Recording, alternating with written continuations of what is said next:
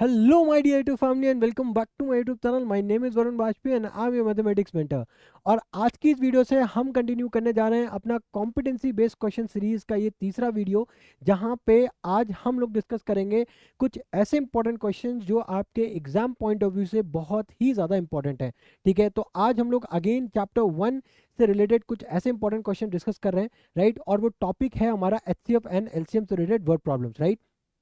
तो सबसे पहले हम लोग क्या करेंगे आज की वीडियो में, मैं पहले आपको बता दूं, हम लोग दो क्वेश्चंस डिस्कस करेंगे, ठीक है। और इन दोनों वीडियो में पहले मैं आपको इससे रिलेटेड जो कॉन्सेप्ट है वो एक्सप्लेन करूंगा, एंड देन उसके बाद हम लोग इन दोनों क्वेश्चंस को सॉल्व करेंगे, ठीक है। तो देखो, सबसे पहला जो हमारा फॉर्मूला है जो हमें यहाँ पे यूज करना है, ठीक है, वो क्या है कि हमें ये नहीं पता होता है, बेसिकली हम लोग मोस्ट ऑफ द टाइम यही भूल जाते हैं कि एलसीएम और एलसीएफ निकाला किस तरीके से जाता है, ठीक है। तो एलसीएम निकालने का फॉर्मूला क्या होता है? वो होता है हमारा हाईएस्ट कॉमन पावर, ठीक है, हाईएस्ट कॉमन पावर। अब इसको अगर नहीं समझ में आता है, जिस बच्चे को अभी ये तक नहीं समझ में आया है कि एचसीएफ और एलसीएम निकालते किस तरीके से, तो इसका पार्ट 2 है, मैंने वहाँ पे एचसीएफ और एलसीएम किस तरीके से निकाला जाता है मैंने अच्छे से एक्सप्लेन किया है, तो प्लीज़ आप उस वीडियो को जरूर देखिए, ठीक है। फिर उसके बाद अगर मैं एचसीएफ निकालने का फॉर्मूला पूछूँ तो वो होता है हमारा लोएस्ट कॉमन पावर। क्या होता है? लोएस्ट कॉमन पावर, ठीक है। आई होप ये समझ में आ रहा होगा, ठीक है। अब इसके बाद अगेन अब दूसरा कॉन्सेप्ट ये है कि वर्ड प्रॉब्लम्स पढ़ने के बाद हमें यही समझ में नहीं आता है कि हम वहाँ पे एचसीएफ निकालें या फिर एलसीएम निकालें, ठीक है। तो उसको फाइंड करने का जो सबसे इजीएस्ट मेथड है वो ये है कि आप आंसर पे फोकस करो, आंसर पे फोकस करो। अगर आंसर की वैल्यू, अगर आंसर की वैल्यू आपके गिवन पार्ट से, जो क्वेश्चन में गिवन पार्ट है, उससे ज़्यादा, उससे ज़्यादा अगर आ रही है, ठीक है, तो उस केस में हमें एलसीएम निकालना पड़ेगा, उस केस में हमें एलसीएम निकालना पड़ेगा। अगर सेकंड केस, ये तो केस 1 हो गया, अगर मैं केस 2 की बात करूं, तो अगर आपका जो आंसर वाला पार्ट है, ठीक है, वो वैल्यू जो है आपका गिवन पार्ट से या तो कम है या फिर उसके बराबर अगर आ रही है, या सिंपली हम बोलते हैं उसकी कम आ रही है, वहां पे उस केस में हमें क्या फाइंड करना है? एचसीएफ फाइंड करना है। ये दो ऐसे ब्रह्मास्त्र हैं in basic, specially in word problems का, एलसीएम एंड एलसीएम का। अगर आपने इन दोनों चीज़ों को अच्छे से माइंड मैप कर लिया तो आप किसी भी क्वेश्चन को इजीली सॉल्व कर लोगे, ठीक है। तो अब देखो, अब क्वेश्चन पे फोकस करते हैं। क्वेश्चन क्या है? Three runners began a race around a square track with a perimeter of 180 kilometers. They run at speeds of 24 kilometers per day, 90 kilometers per day, and 10 kilometers per day, respectively. How many days will it take them to meet again at the starting point? अब ध्यान से समझो, ठीक है। पहले question को एक बार अगर मैं फ्रेम करूं, एक ये हमारे पास रेक्टेंगुलर पार्क है, ठीक है। इसका पेरीमीटर कितना गिवन है? वो है 180 किलोमीटर्स, ठीक है। अब इसको कवर करने के लिए हमारे पास 3 एटलीस्ट, मान लो 3 एथलीट है, ठीक है। जो ए है, ए को कितना टाइम लग रहा है? ए को टाइम लग रहा है, सपोज करो वो 24 किलोमीटर पर डे की उसकी कैपेसिटी, ये उसकी एफिशिएंसी है, ठीक है। बी की एफिशिएंसी क्या है? वो 90 किलोमीटर पर डे वर्क कर रहा है, यानी कि रन कर रहा है। और जो सी है वो खाली 12 किलोमीटर पर डे रन कर रहा है, ठीक है। यहाँ पे 3 प्लेयर्स हैं, ए बी और सी, और इन तीनों ने एक ही पॉइंट पे एक ही टाइम पे स्टार्ट किया, ठीक है। अब ये बताओ भाई, एक दिन में ये तो खाली 24 किलोमीटर कवर कर रहा है, ये 90 किलोमीटर कवर कर रहा है, ये 12 किलोमीटर कवर कर रहा है। तो आपको क्या लगता है कि क्या ये दोनों, क्या ये, सॉरी, ये तीनों जो एथलीट हैं, ठीक है, क्या वो दोनों एक दूसरे को कब मिलेंगे? दूसरे दिन मिलेंगे, तीसरे दिन मिलेंगे, चौथे दिन मिलेंगे, कब मिलेंगे? क्या लगता है? तो इसको किस तरीके से निकालें? तो सबसे पहले हम ये फाइंड आउट करेंगे कि हमारा अगर इस पूरे स्क्वायर ट्रैक का पेरीमीटर 180 किलोमीटर है, तो इंडिविजुअल ए अगर इस पूरे ट्रैक को कवर करे तो उसको कितना टाइम लगेगा, उसी सेम ट्रैक को अगर बी कवर करता है तो उसको कितना टाइम लगेगा, और उसी सेम तरीके से अगर सी उसी ट्रैक को कवर करता है तो उसको कितना टाइम लगेगा, ठीक है। तो सबसे पहले हम लोग उसको पूरे ट्रैक को कवर करने के लिए ये देखते हैं कि ए, यहाँ पे ये लिखते हैं day, days to cover 180 kilometre track, ठीक है। अब अगर ए की बात करें तो टोटल तो भाई 180 किलोमीटर है, और ए की जो एफिशिएंसी है वो कितनी है? 24, ठीक है। तो आप 24 से जब इसको आप कैंसिल करोगे तो आपके पास आएगा 5, यानी कि 5 डेज में ए जो है वो पूरा ट्रैक कवर कर रहा है, ठीक है, यानी कि 5 दिन लगते हैं ए को। उसी जगह पे अगर मैं बी की बात करूं तो कितना है हमारे पास भाई, टोटल ट्रैक की पेरीमीटर तो सेम है, बट वो एक दिन में 90 किलोमीटर भाग सकता है ना, तो उसको खाली 2 दिन लगेंगे, यानी कि वो तीन, बी जो है वो 3 दिन पहले पहुंच जाएगा ए से, है ना। अब उसी जगह पे अगर मैं सी की बात करूं तो 180/12, यानी कि यहाँ पे 12 कितना टाइम में लगेगा, 12 वन ज़ा 12 और 12 फाइव ज़ा, यानी कि यहाँ पे 15 डेज का टोटल टाइम लगेगा। कितना टाइम लगेगा, टोटल 15 डेज का टाइम लगेगा इस पूरे ट्रैक को कवर करने के लिए। तो यहाँ पे आप समझ पा रहे होगे कि सी को सबसे ज़्यादा टाइम लग रहा है, ठीक है, 15 दिन में वो पूरा एक ट्रैक को कवर कर रहा है।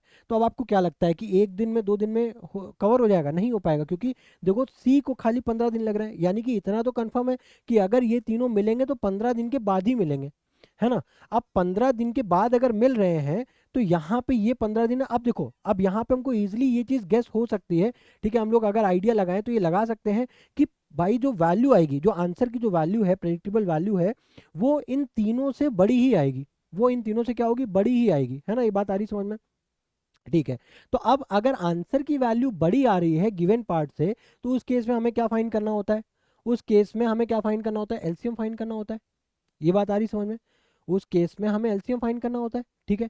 तो अब अगर हम 5, ठीक है, अगर हम एलसीएम फाइंड करें 5, 2 और 15 का, ठीक है, 5, 2 और 15 का अगर हम एलसीएम फाइंड करेंगे तो क्या आएगा, अब अगर आप इजीली एलसीएम फाइंड करोगे तो वो कितना आ जाएगा आपका, 30 आ जाएगा, ठीक है। तो 30 डेज के बाद, 30 डेज के बाद ये तीनों एथलीट एक ही पॉइंट पे एक दूसरे को मिलेंगे। आई होप ये चीज आपको क्लियर हो चुकी होगी, ठीक है। अब नेक्स्ट क्वेश्चन पे बात करते हैं। अब देखो यहाँ पे क्या है, during a military exercise a squadron of 660 soldiers is to march alongside a platoon of 45 soldiers.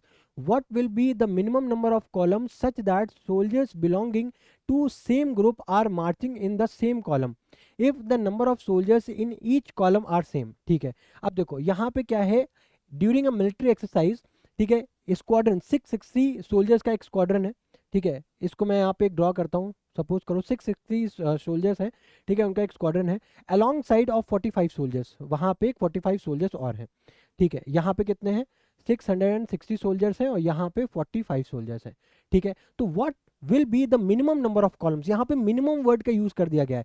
तो अब आप सीखो, यहाँ पे एक आइडिया भी हमें लग सकता है कि जो आंसर की जो वैल्यू है, ठीक है, हमें बेसिकली ये ग्रुप है, हमें बेसिकली सोल्जर्स को इस तरीके से अलाइन करना है ताकि वो सेम ग्रुप में भी रहे और मिनिमम नंबर ऑफ कॉलम्स है। तो मिनिमम वर्ड की बात हो गई है ना, मिनिमम वर्ड की बात हो रही है, यानी कि आंसर जो है वो गिवन पार्ट से छोटा आएगा। उस केस में हमें क्या फाइंड करना है, एचसीएफ फाइंड करना है, ठीक है। ये हमें इजिली आइडिया लग चुका है। तो अब अगर मैं एचसीएफ निकालूं यहाँ से 660 और 45 का, ठीक है, तो सबसे पहले क्या करो, देखो वर्ड प्रॉब्लम में हमें ना जरूरी नहीं है कि हमेशा प्राइम फैक्टराइजेशन मेथड से ही आप एचसीएफ निकालो। आपको अगर नहीं समझ में आ रहा, आप लॉन्ग डिवीजन मेथड से भी कर सकते हो। ये मैं आपको आपकी लाइक आपकी सहूलियत के लिए बता रहा हूँ, ठीक है, बस ये याद रखना। अगर आप बस एग्जाम में अगर आप फंसते हो तो ऐसा नहीं कि एग्जाम में आपके मार्क्स कट कर लेगा, ठीक है। बस मैटर यहाँ पे ये है कि एचसीएफ पूछा गया तो एचसीएफ को लाइक उसको सही निकालना है, ठीक है, अनलेस एंड अनटिल वहाँ पे वो प्राइम फैक्टराइजेशन वर्ड का यूज ना कर रहा हो, ठीक है। तो अब यहाँ पे अगर 660 की अगर मैं बात करूँ तो इसको निकालो तो 2 3 जा 6, 2 3 जा 6 0, और यहाँ पे क्या आ जाएगा, 2 1 जा 2, 2 6 जा 12, ठीक है, और फिर कैरी 1, 2 5 जा 10। फिर अगेन यहाँ पे अगर 3 से इसको कैंसिल करो, 3 5 जा 15, 3 5 जा 15 एंड 5 11 जा और 11 1 जा। अब उसी जगह पे अगर 45 की मैं बात करूँ तो ये हो जाएगा 3 1 जा 3, 3 5 जा 15 और यहाँ पे 3 5 जा और यहाँ पे 5 1 जा 5। तो अगर मैं 660 को ब्रेक कर 660 को अगर मैं लिखूँ तो वो क्या हो जाएगा, 2 का स्क्वायर मल्टीप्लाई बाय 3 की पावर 1 मल्टीप्लाई बाय 5 की पावर 1 मल्टीप्लाई बाय 11 की पावर 1। उसी जगह पे अगर मैं 45 की बात करूं तो वो हो जाएगा 3 का स्क्वायर मल्टीप्लाई बाय 5 की पावर 1, ठीक है। अब देखो यहाँ पे 660 और 45 आ गया। अब लेकिन दिक्कत क्या है कि दोनों का बेस सेम नहीं है, तो बेस सेम करने के लिए पहले 11 की पावर 0 और 2 की पावर 0 ये ऐड करोगे, ठीक है, ये चीज़ आ रही समझ में। अब उसके बाद एचसीएफ का मतलब क्या है, लोएस्ट कॉमन पावर। तो लोएस्ट कॉमन पावर निकालोगे तो उसके लिए क्या करोगे, एक तो 2 की पावर 0 मल्टीप्लाई करोगे एक 3 की पावर 1 से, उसके बाद मल्टीप्लाई करोगे 5 की पावर 1, उसके बाद 11 की पावर 0। तो यानी कि अल्टीमेटली हमारे पास बच क्या रहा है, 3 इंटू 15। तो यानी कि सॉरी 3 इंटू 5 बचेगा, ठीक है, 3 इंटू 5। तो यानी कि टोटल यहाँ पे जो 15 निकल कर के आया, इस 15 का मतलब क्या है, इस 15 का मतलब क्या है, देखो हमसे basically minimum number of columns पूछा है, तो ये 15 कॉलम्स है। ठीक है, बोला गया है कि अगर मिनिमम से मिनिमम हमें 15 कॉलम्स की नीड पड़ेगी, यानी कि 15 कॉलम्स में हम सोल्जर्स को अलाइन कर सकते हैं। ठीक है, ये तो बात आ रही समझ में। अब देखो, लेकिन हमें इस तरीके से सोल्जर्स को अलाइन करना है कि वो सेम ग्रुप में भी रहें। तो सेम ग्रुप में किस तरीके से रहेंगे भाई? अगर इस स्क्वाड्रन की बात करो तो टोटल यहाँ पे 660 सोल्जर्स हैं। अब हमको उनको मिनिमम 15 कॉलम्स में अलाइन करना है। ठीक है, डिवाइड करना है, तो यहाँ पे कितने कॉलम्स आएंगी? देखो 15 से इसको डिवाइड करो, 3 5 ज़ा 15 और 3 2 ज़ा 6, 3 2 ज़ा 6 और 0। तो अगेन 5 से इसको कैंसिल कर सकते हो, 5 4 ज़ा 20 और 2 इसको दोगे, 5 4 ज़ा 20, यानी कि टोटल 44। टोटल यहाँ पे कितनी कॉलम्स बनेंगी? 44 कॉलम्स बनेंगी, तब जाके 660 सोल्जर्स जो है वो लाइक अच्छे से अलाइन हो पाएंगे। ठीक है, अब सेकंड जो हमारे पास जो प्लाटून है उसमें कितने सोल्जर्स हैं? 45 सोल्जर्स हैं। 45 को अगर आप 15 से डिवाइड करते हो तो टोटल कितने हो जाएंगे? 3 कॉलम्स यहाँ पे बनेंगी। ठीक है, अब देखो, अब हमने यहाँ पे what will be the minimum number of columns such that the soldiers belonging to the same group are marching in the same column. ठीक है, तो यहाँ पे जो स्क्वाड्रन है उसमें कितनी कॉलम्स फाउंड हो रही है? 44, और इधर प्लाटून में कितनी फाउंड हो रही है? 3। लेकिन यहाँ पे क्या बोला गया है? Minimum number of column such that soldiers की बात हो रही है, soldiers to the same group.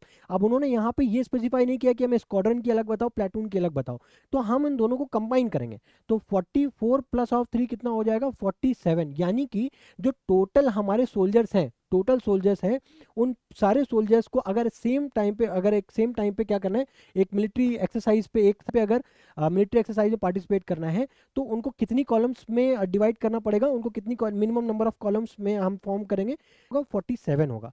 ठीक है, तो आई होप ये चीज़ आपको क्लियर हो रही होगी। ठीक है, तो इस वीडियो में अगेन हम लोगों ने 2 ऐसे इंपॉर्टेंट क्वेश्चन डिस्कस किए जिनके आने की प्रोबेबिलिटी सबसे ज़्यादा हाई है। ठीक है, तो आई होप इन ये दोनों क्वेश्चंस आपको अच्छे समझ में आए होंगे। अगर आपको इन दोनों क्वेश्चंस में कोई भी डाउट, कोई भी प्रॉब्लम है, तो प्लीज़ कमेंट बॉक्स में ज़रूर मेंशन करिए, मैं 101% उसका रिस्पॉन्स करूंगा। ठीक है, तो मिलते हैं आपके साथ नेक्स्ट वीडियो में। Till then goodbye, thank you.